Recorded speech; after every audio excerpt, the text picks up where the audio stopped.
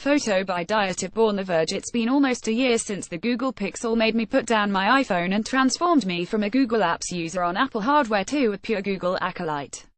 In the grand tug of war between mobile religions, I'm now pulled in the direction of Android, and I can't express much regret about it.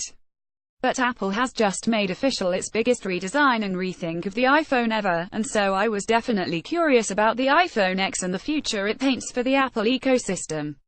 As it turns out, though, the iPhone X really isn't a phone designed to draw me back in. It's more customer service to existing iPhone users than an appeal to new ones. The Android user isn't the only one I wear, but here are my main iPhone X takeaways from the perspective of someone deeply immersed in the Android realm. A radical iPhone redesign is a good thing for everyone, no matter what it looks like or who buys it. I think this is an important point that's all too often disregarded. Any sufficiently ambitious company should dread the stagnation of its competitors, which is liable to lead to complacency and a slowdown in progress. When the United States put people on the moon in the 1960s, those efforts were spurred by the threat of the Soviet Union making it there first. Having a strong rival is essential to keeping up the pace of innovation. Google and its myriad Android hardware partners have always had that in Apple's iPhone, and this major redesign will give them a fresh and different antagonist to measure up against. The new iPhone X hardware design doesn't thrill me at all. I know this part is subjective, but having seen the Galaxy S8 and Note 8, the Essential phone and the LG V30, I am no longer wowed by almost bezel-less screens. I've now used multiple devices like that and, in all honesty, the absentee bezels are something I forget about very quickly. I don't feel like I'm using a radically new and different design, and though it's a little awkward to return to a phone with old-school bezels like the HTC U11, I've recently done it and survived the supposed regression.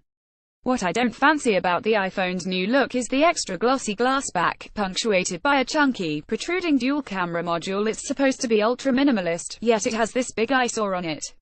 And the same is true of the front, where the top notch makes for a good brand identifier but a questionable design choice. The under-the-hood upgrades that Apple announced are likely to be significant, including the first GPU designed by Apple itself and a battery life that's supposedly 2 hours longer than that of the iPhone 7. The cameras are said to have physically larger sensors too, which may help the iPhone catch up to the rapidly advancing Android competition in the camera phone race.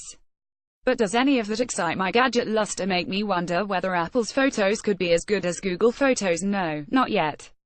The iPhone 7 of last year had one of the most powerful processors ever put inside a mobile device, but I can't think of a single occasion where I was using an Android phone and wishing I had the extra power of the iPhone. Apple's embrace of Qi wireless charging on both the iPhone 8 and iPhone X will not only be significant, it might be the final piece required to make wireless charging a truly mainstream feature. Even if you never buy an iPhone, you should be glad that Apple and Samsung, the two most prolific smartphone makers, have both chosen the same standard. At present, I get a kick out of charging the LG V30 on Samsung's wireless charging dock, but in the future this sort of cross-compatibility and universality will stretch across both iOS and Android. That's great news for all, and it lays the foundation for one day having a smartphone that has no ports at all, eschewing cables in favor of wireless data, audio, and power transfer. Face ID will probably work well, but I don't see the value in it. Something peculiar has happened in 2017, a year that's seen both Samsung and Apple abandon their perfectly functional fingerprint sensors embedded in the home button at the front of their flagship phones and replacing it with arcane alternatives.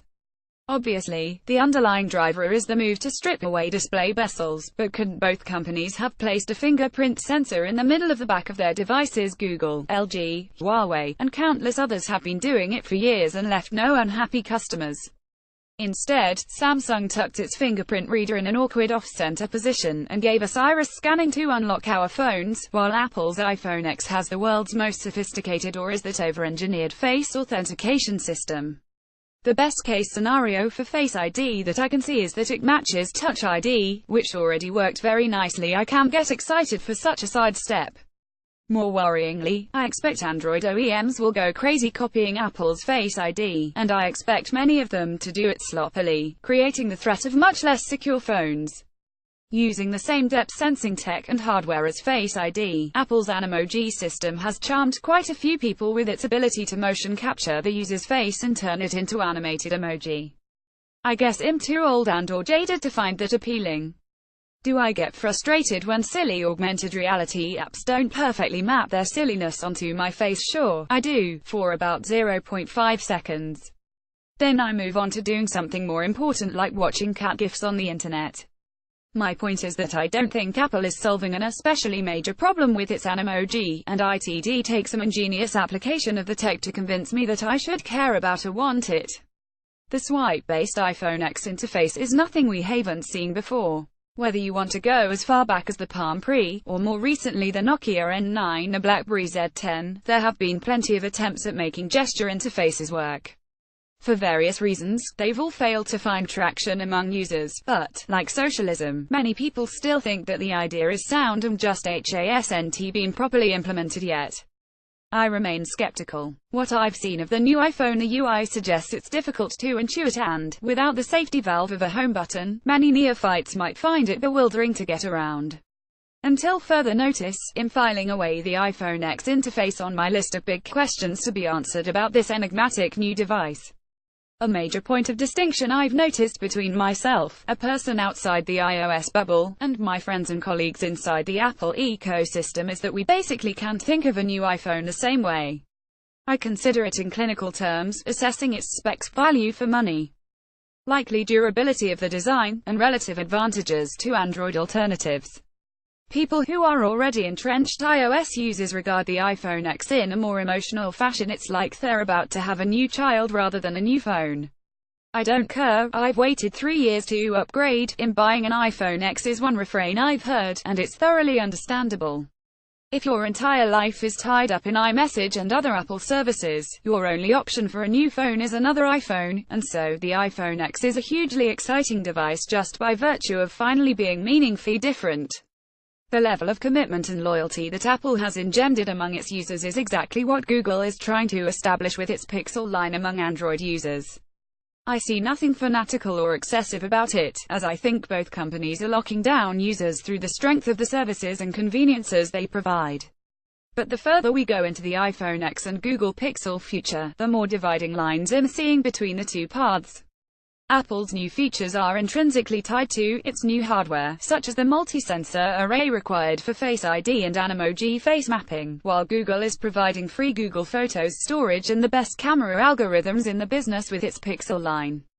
It's probably because I value the latter company's offering so highly that I can truly get excited about the novelties from the former. In summary, I'm glad the iPhone X exists, and I'm optimistic about it making positive waves in the wider smartphone market, but I'm not myself attracted by it. That's in part because of the pace of innovation among Android rivals, and in part because Apple is serving a demographic that I'm no longer squarely in the middle of. I have no problem with any of that. I think it's the sign of a vibrant market that there's choice and variety. But for now at least, I think I'll skip the $999 glass iPhone and look forward instead to October 4th and Google's next Pixels. The difference for me, as a year-long Android devotee, is that an Apple event is fun and exciting just out of sheer tech enthusiasm, but a new Google product launch is thrilling because it has a high chance of being my next phone purchase.